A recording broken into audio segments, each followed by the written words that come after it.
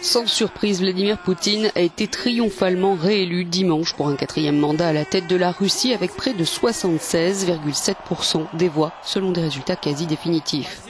Porté par les vastes efforts déployés par le Kremlin pour mobiliser des électeurs à se rendre à une élection dont l'issue ne faisait aucun doute, le taux de participation s'est élevé à 67,4%.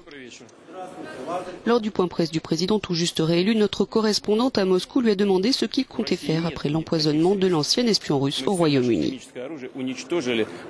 La Russie ne possède pas de tels agents innervants. Nous avons détruit toutes nos armes chimiques sous la supervision des organisations internationales et nous l'avons fait les premiers. Ce n'est pas comme nos partenaires qui avaient promis de le faire, mais qui malheureusement n'ont pas tenu leurs promesses. Donc nous sommes prêts à coopérer, nous sommes prêts à prendre part aux enquêtes nécessaires.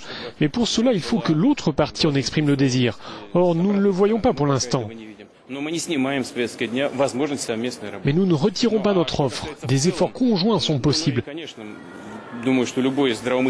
Je pense que toute personne sensée comprendrait que ce serait du grand n'importe quoi pour la Russie de s'embarquer dans une telle escapade à la veille de l'élection présidentielle et de la Coupe du Monde de football. C'est absurde. Vladimir Poutine a par ailleurs jugé ridicule l'idée qu'il puisse de nouveau être candidat en 2030 en raison de son âge. Il a également confirmé qu'il nommerait son prochain Premier ministre après sa cérémonie d'investiture.